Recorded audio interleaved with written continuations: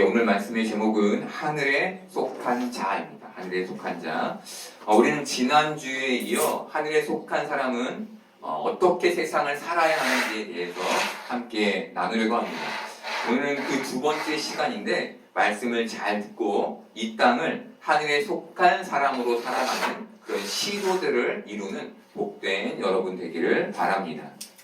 예수님 30절에서 이후에는 내가 너희와 말을 많이 하지 아니하리니 이 세상의 임금이 오겠음이라 라고 말씀하셨습니다. 그리고 그는 내게 관계할 것이 없다라고 말씀하셨습니다. 사탄이 예수님에게 옵니다. 그런데 예수님은 나와 사탄이 관계 없다고 하십니다. 여러분, 이 말씀에 담긴 의미는 뭘까요? 사탄이 와요. 관계가 있으니까 오겠죠? 그런데 예수님은 관계가 없다고 하세요. 이 말씀에서 관계라는 단어는 사람과 사람 사이의 관계가 아니라 갖다 가지다라는 의미의 관계입니다. 사탄은 예수님을 십자가에 못 박아 사형시켰습니다. 그런데 그 죄의 증거를 갖지 못한 채 증거 없이 사형시켰습니다. 이것이 바로 관계 없음의 의미입니다. 이렇게 예수님은 아무 죄의 증거 없이 세상 죄를 지고 가신 하나님의 어린 양이 되신 것이죠. 이렇게. 여러분, 예수님의 무고한 죽음은 헛된 죽음이 아니었습니다. 이 죽음으로 예수님을 믿는 모든 사람은 죄 씻음을 받아 구원을 받게 됐습니다. 이렇듯 거룩하신 예수님의 죽음으로 우리는 정죄에서 벗어나게 됐습니다. 정죄. 이것이 십자가에서 무고히 죽으신 예수님께서 우리에게 끼치신 영향입니다. 그 거룩하심으로 돌아가시며 우리에게 끼치신 영향인 것이죠. 여러분, 정죄란 죄인으로 판결이 난 것을 의미합니다. 판사가 판사목을 들고 죄인이야 라고 땅땅땅 친 것이 정죄입니다. 로마서 8장 1, 2절 보겠습니다. 그러므로 이제 그리스도 예수 안에 있는 자에게는 결코 정죄함이 없나니 이는 그리스도 예수 안에 있는 생명의 성령의 법이 죄와 사망의 법에서 너를 해방하였습니다. 여러분, 사탄은 우리를 유혹해서 죄를 짓게 할 수 있습니다. 하지만 정죄할 수는 없습니다. 왜일까요? 앞서 말씀드린 것처럼 거룩하신 예수님이 십자가에서 죽으심으로 그를 믿는 모든 자가 사탄의 영향에서 해방됐기 때문입니다. 우리가 예수님의 죽음으로 사탄의 지경에서 예수님의 지경으로 옮겨졌다는 거예요. 예수님으로 우리는 사탄이 관계할 수 없는, 정죄할 수 없는 존재가 된 겁니다. 존재. 여러분, 존재라는 단어가 갖는 의미는 큽니다. 존재란 있음을 뜻하죠. 있음. 우리는 이 땅에 있습니다. 우리는 이 땅에 존재하죠. 하나님이 우리를 이 땅에 존재하게 하셨습니다. 이렇듯 우리는 존재함으로 현실을 살아갑니다. 이렇듯 존재함으로 현실을 살아가는 것을 실존이라고 합니다. 실존. 우리는 예수 그리스도를 믿음으로 거듭났죠. 하나님께서 이렇게 우리를 영으로, 육이 아닌 육으로도 태어나게 하셨지만 영으로 다시 태어나게 하셨습니다. 이렇게 우리는 하늘에 속한 자가 된 것이죠. 하늘에 속한 자. 이것이 우리의 존재성인 거예요. 존재성. 하나님이 우리를 거듭나게 하신 이유는 우리가 이 땅을 하늘에 속한 자의 실존으로 살기를 바라셨기 때문이었던 거예요. 그저 육으로 나서 육으로 살기를 바라신 게 아니라 거듭나게 하심으로 하늘에 속한 존재성으로 하늘의 실존, 땅을 딛고 있지만 그 하늘의 실존으로 살기를 바라시는 겁니다. 이 땅을 살지만 하늘을 호흡하고 하늘을 걸으며 하늘을 만끽하는 자가 되기를 바라셔서 우리를 거듭나게 하셨다는 것이죠. 그래서 예수님을, 거룩한 예수님을 이 땅에 보내셔서 우리로 그를 믿게 하시고 그가 십자가에 죽으심으로 우리가 의인으로 거듭나게 된 것이죠. 예수님은 땅을 밟고 있었지만 하늘에 속한 자로 이 세상을 사셨습니다. 예수님은 하나님으로 이 세상에 존재하시며 하늘에 속한 자의 실존으로 이 땅을 사셨습니다. 지금 하늘에 속한 우리 역시 예수님과 같은 존재성과 실존성을 가진 자들입니다. 지금 우리는 발을 땅에 딛고 있지만 예수님처럼 하늘에 속한 존재로 이 땅을 살아야 할 그런 존재인 것이죠.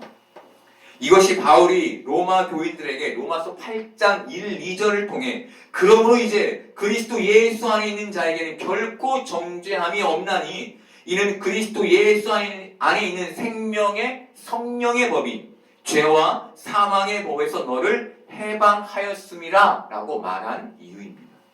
너희는 하늘에 속한 존재성과 실존성을 가진 자들이라는 거예요. 명확하게 알려주는 거예요. 이것을 이 땅에서 제발 깨달으라는 거예요. 육에 속한 자로 이미 거듭났는데 육에 속한 자로 계속 살지 말고 하늘에 속한 자임을 알라는 겁니다. 여러분, 이것이 우리의 존재성이며 실존성이에요. 이것이 이 현실을 사는 우리의 정체성이며 현실인 거예요. 내가 지금 마주하고 있는 현실이 전부가 아니라 나는 이곳에서, 이 현실에서 이 땅을 딛고 있지만 하늘을 살아야 하는 존재이지를 깨달아야 하는 거예요. 여러분 자신이 하늘에 속한 자이며 이 땅에 발을 디뎠지만 하늘을 살아야 할 자임을 알고 계십니까? 그 존재성과 실존성을 가지고 있습니까? 혹시 잃지는 않으셨습니까? 여러분, 하늘에 속한 우리도 이 현실에서 다른 사람들처럼 똑같이 고난과 어려움을 겪습니다. 이때 우리는 눈앞에 닥친 문제를 해결하기 위해 애쓰기 시작하죠. 그렇죠. 그런데 이때 우리의 애씀은 세상 사람들이 문제를 해결하는 방식의 애씀이 아니어야 합니다. 달라야 합니다. 다른 애씀이어야 합니다. 그것은 하늘에 속한 존재성으로 어려움을 이겨내려는 몸부림입니다. 아, 내가 하늘에 속한 자이지라는 그걸 알고 몸부림쳐야 한다는 거예요. 구체적으로 말하면 그 고난과 어려움 속에서 하나님의 존재하심을 찾으려고 몸부림쳐야 한다는 거예요. 하나님의 존재하심을 찾으려고. 그렇게 이 땅에서 그분의 실존을 느끼려고 몸부림치는 그런 모습이 있어야 한다는 거예요. 그렇게 이 땅에서 하나님과 맞다, 하나님을 경험하려는 몸부림이 있어야 한다는 거예요. 이게 달라야 한다는 거예요. 여러분, 이것이 바로 세상 사람들은 갖지 못한 하늘에 속한 우리만 갖는 특별한 실존인 거예요. 저들은 현실의 문제를만을 해결하기 위해 애쓰지만 우리는 하나님을 찾아 그분이 우리의 문제를 해결하도록 그분께 우리의 고난과 어려움을 이양하는 특별한 실존성을 갖는 자들이라는 겁니다. 이것이 하늘에 속한 자, 하나님을 아버지로 둔 자, 하나님에 의해 거듭난 자인 우리가 갖는 존재의 실존입니다. 여러분, 이 신앙의 삶, 이 다름의 삶이 너무 어렵게만 느껴지십니까? 그것보다 이 땅에서 우리에게만 영이신 하나님을 만나는 그 특권이 주어졌다는 게 너무 신기하고 놀랍지는 않습니까? 아, 저들은 그냥 문제만 해결하면 되는데 나는 왜 하나님까지 찾아야 돼? 그게 아니라 나는 하나님을 찾을 수 있는 사람이구나. 여러분에게 와닿아야죠. 나는 의지할 사람이, 의지할 분이 있구나가 와닿아야죠. 나는 혼자가 아니구나. 여러분, 하나님께 의지할 수 있다는 건 놀라운 일입니다. 세상 사람들은 갖지 못한 우리만 갖는 특별함인 거예요. 그런데 많은 사람들이 이 신앙의 놀라운 지점에까지 이르지 못합니다. 그게 어렵게만 느껴져요. 왜? 왜 여기까지 이르지 못하고 어렵게만 느껴질까요? 아이러니하게도 교회에 다니지만 자신의 존재성을 모르기 때문입니다. 자신이 지금 어디에 속해 있는지 잘 모르는 거예요. 우리 주위에 많은 사람들이 교회에 다니죠. 그런데 이들은 하늘에 속한 존재성에 대해서 잘 생각하지 않습니다. 크게 관심이 없다고 하는 게 맞을 거예요. 이들의 관심은 땅의 존재성에 있습니다. 나 이런 사람이야. 나는 그 세상의 위치에만 관심이 있는 거예요. 나 이런 사람이야. 이들에겐 교회의 직분도 땅의 존재성을 확인하는 그 위치에 지나지 않습니다. 교회의 직분도. 그래서 장로가 못 되고 권사가 못 되면 시험에 빠지는 것이죠. 여러분 이렇게 얘기해 죄송한데 여러분 장로의 직분이 여러분 그렇게 여러분의 권위이며 여러분의 권력입니까? 권사의 직분이 그렇게 여러분의 권위입니까? 아니에요 여러분. 교회의 직분은 권위와 권력을 나타내지 않습니다. 섬김의 위치를 나타내는 거예요. 근데 자꾸 이걸 그렇게 자신의 존재성, 세상적 위치로 가져가는 것이죠. 여러분의 존재성은 뭘까요? 이것은 하나님이 우리를 창조하실 때 우리에게 부여된 존재성이에요. 이것은 기능성이 아니라고요. 내가 지금 여기 있는 건 하나님의 특별한 계획 안에 있는 존재인 거예요. 근데 우리는 자꾸 나를 어디에서 확인하려고 해요? 기능에서, 위치에서 확인하려고 하는 것이죠. 여러분 우리가 기능성을 존재성으로 착각하며 생기게 되는 일이 있는데 그것은 기능성을 상실할 때 존재성도 상실한다는 겁니다. 그래서 나이가 들며 세상에서 자신의 영향력이 사라지면 그때부터 허탈감, 허무함, 무력감을 느끼기 시작하는 거예요. 자꾸. 그것이 우리의 마음을 침범해 오는 거예요. 여러분 바로 이 잘못된 존재성의 이해와 부족한 존재성의 이해로 우리가 이 땅에서 하늘에 속한 실존을 살아내지 못하는 겁니다. 그런데 또 다른 이유가 있습니다. 그것은 바로 신앙의 추상성 때문입니다. 추상성. 추상적이라는 말은 신앙이 뭔지를 잘 모른다는 말입니다. 구체적이지 않으니까 그냥 두루뭉실하게 알고 있는 것. 이게 추상성이죠. 여러분 신앙은 뭘까요? 여러분이 가지고 있는 신앙은 뭡니까? 여러분 알고 있는 신앙은 뭡니까? 여러분 신앙은 세상에서 믿음으로 승리하는 삶을 말해요. 여러분 정확해요. 명확해요. 세상에서 말씀으로 승리하는 삶이에요. 말씀으로. 그래서 신앙의 구체성은 말씀을 가지고 세상과 싸우며 생겨나요. 다른 걸로는 여러분 신앙이 생겨나지 않아요. 말씀을 가지고 세상과 싸울 때 생겨요. 아브라함은 이삭을 제물로 바치라는 하나님의 말씀에 순종했습니다. 이삭은 아브라함과 함께 모리아 산으로 걸어가며 아버지 아브라함에게 번제할 양은 어디 있어요? 라고 물었습니다. 번제할 양은 어디 있어요? 여러분 아브라함에게 이삭을 죽이는 것은 믿음의 신용이 아니었어요. 우리 믿음 신용하기도 하잖아요. 때론 마음이 없는데 그렇게 하잖아요. 믿음의 신용이 아니었어요. 현실이었습니다. 현실. 이 현실에서 아브라함이 싸운 건 무엇이었을까요, 여러분? 아브라함이 싸웠어요. 무엇과? 하나님의 말씀과 싸웠어요. 아브라함 하나님의 말씀에 순종해야 할지 말아야 할지 싸웠던 거예요. 그런데 그 안에서 하나님의 말씀이 승리한 거예요. 여러분, 그래서 이삭에게 칼을 둘 수 있었던 겁니다. 그래서 아들 이삭이 아버지 아브라함에게 아빠 번제할 양은 어디 있어? 라고 물었을 때 아브라함이 내 아들아 번제할 어린 양은 하나님이 자기를 위하여 친히 준비하시리라 라고 말할 수 있었던 겁니다. 이 말씀의 싸움으로 그가 믿음의 조상 될 수 있었던 거예요. 다르게 말할까요? 그가 신앙의 조상 될 수 있었던 겁니다. 모두가 자기의 무가창과 싸우고 있다는 제목의 드라마가 있습니다. 이 드라마에서 여배우가 남배우에게 하는 대사가 저에게 참 인상 깊었습니다. 제가 읽어드리겠습니다. 1000개의 문 중 아직 한 개의 문도 제대로 열어보지 못한 인간이 쓴 글을 보면 지겨워서 숨 넘어가요. 가끔 몇 개의 문이 열려있는 글을 만나면 눈이 번쩍 띄어요. 감독님은 1000개의 문이 활짝 다 열려있는 사람 같아요.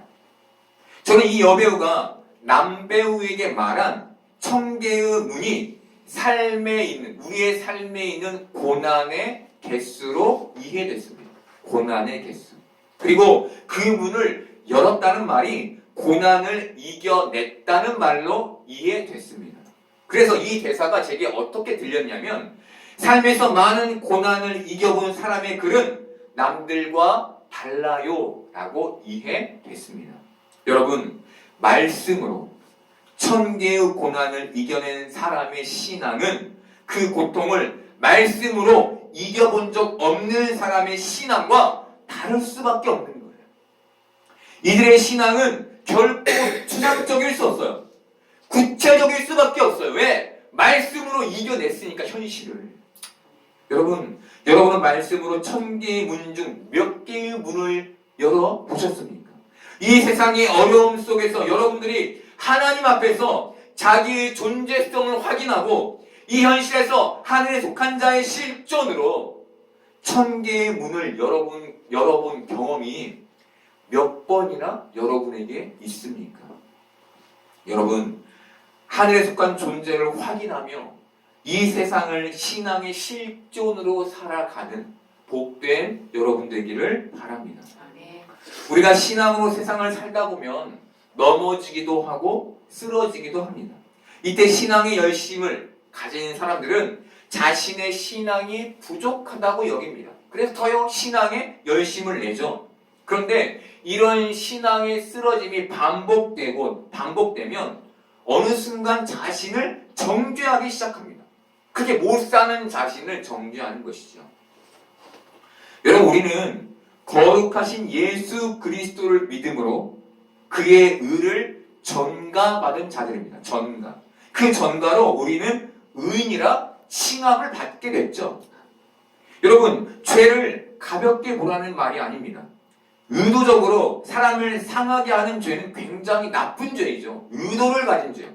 이것은 그리스도인이 가져서는 안 되는 마음이며, 혹 그 죄가 우리의 상상의 범위를 넘어간다면 법의 심판을 받아야 합니다. 여기에서 말씀드리는 죄는 그리스도인으로 살지 못하는 것을 말해요. 그리스도인. 이것이 여러분, 우리에게 어떤 의미일까요? 그리스도인으로 제대로 살지 못해요, 우리가. 우리는 그 모습을 봐요, 현실에서. 이게 우리에게 어떤 의미일까요? 이게 정죄로 가져갈 것일까요? 우리는 이것을 하나님과 거리가 멀어졌음으로 이해해야 되는 거예요. 하나님과 거리가 멀어졌음. 이런 범죄에서 우리는 죄를 정죄의 거리가 아닌 하나님과 다시 친밀해지는 조정의 과정, 회개의 기회로 가져가야 하는 겁니다. 여러분, 이해가 되십니까? 죄는 정죄의 거리가 아닌 거예요. 왜? 우리는 의인이라 칭함을 받았으니까.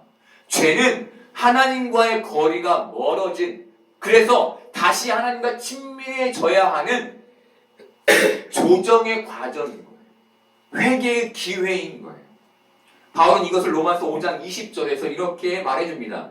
율법이 들어온 것은 범죄를 더하게 하려 함이라. 그러나 죄가 더한 곳에 은혜가 더욱 넘쳤나니. 여러분, 우리가 죄를 죄라고 여기는 것은 어떤 기준입니까? 율법의 기준이죠. 말씀의 기준이기도 하지만 또 어떤 것이 있죠? 우리의 마음에 가지고 있는 양심의 기준. 그것으로 우리는 죄를 판가름합니다. 그런데 이것이 그 죄가 더한 곳에 은혜가 더욱 넘치게 하는 방법이 있다는 거예요. 여러분, 썩은 음식물이 가득한 곳에서 향기로운 냄새를 기대할 수 있을까요? 없죠. 그런데 죄가 더한 곳에 은혜가 넘쳤다라는 말은 무슨 의미일까요? 그 죄로 자신을 정죄하지 않고 그 죄를 하나님과 친밀해지는 기회로 삼아 하나님의 풍성하심에 다시 거하게 됐다는 의미입니다. 우리가 죄를 정죄의 거리로 가져가면 그 죄의 냄새와 그 죄의 향기를 풍기게 돼요. 왜? 우리가 그 죄에 매몰되기 때문에. 하지만 그 죄를 하나님과 친밀해지는 기회로 가져가면 우리 안에 하나님의 풍성하심으로 그리스도의 향기가 나타나기 시작하는 것이죠. 여러분, 바울은 이것을 죄가 더한 곳에 은혜가 넘쳤다라고 말하는 겁니다. 하늘에 속한 우리는 죄를 정죄의 거리가 아닌 회개의 거리로 가져가서 하나님과 더 가까워지는 기회, 은혜의 풍성함을 다시 누릴 기회로 삼아야 하는 거예요. 여러분, 이것이 하늘에 속한 자들의 모습, 신앙의 모습인 겁니다. 여러분, 그렇다면 우리가 죄를 정죄의 거리로 가져가면 하나님과 멀어지게 되는데 왜 멀어지게 될까요? 왜? 정죄가 기도할 수 없게 만들기 때문이에요. 정죄가 스스로를 실패자로 만들기 때문이에요. 정죄가 깊은 신앙으로 들어가지 못하게 막기 때문이에요. 우리의 마음이 중심에 그 정죄라는 게 딱 걸려서 넘어가질 않는 거예요. 하나님의 말씀도 넘어가지 않고 기도도 넘어가지 않는 거예요. 그래서 신앙의 언저리에서 살게 만드는 거예요, 우리를. 그렇게 하나님께 더욱 멀어지게 만드는 거예요, 정죄가. 여러분, 정죄는 우리의 그런 역할을 합니다. 여러분, 하나님의 자녀인데 우리가 하나님과 멀어져서 저기 가길 바라실까요?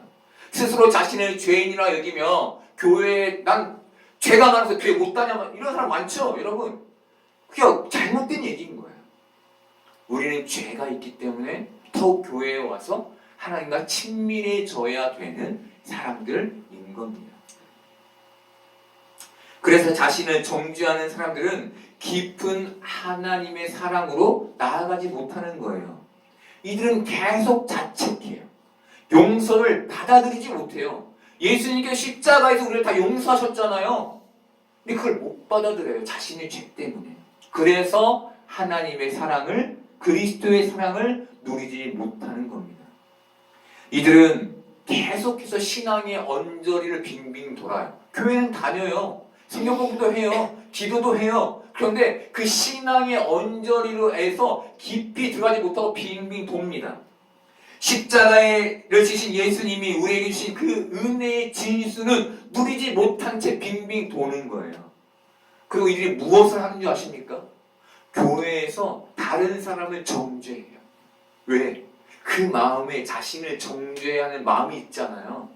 그것으로 다른 사람 정죄하는 거예요. 여러분은 죄를 어떻게 취급하고 계십니까?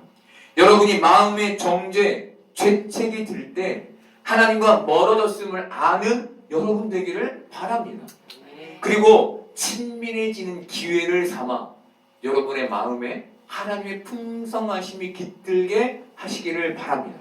여러분, 이것이 하늘에 속한 자, 이 땅에 발을 디뎠지만 하늘에 속한 자가 갖는 신앙의 모습인 겁니다.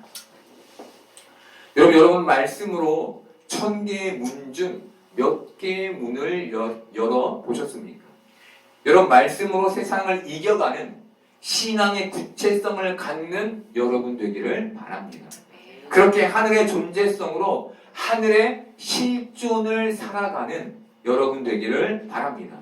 그리고 여러분의 죄를 하나님과 가까이 가는 신앙의 방법 삼아 풍성한 하나님의 은혜를 잃지 않는 여러분 되기를 바랍니다. 그래서 하나님과 친밀함으로 하나님의 존재하심의 실존을 이 땅에서 경험하며 누리는 복된 여러분 되기를 소망합니다.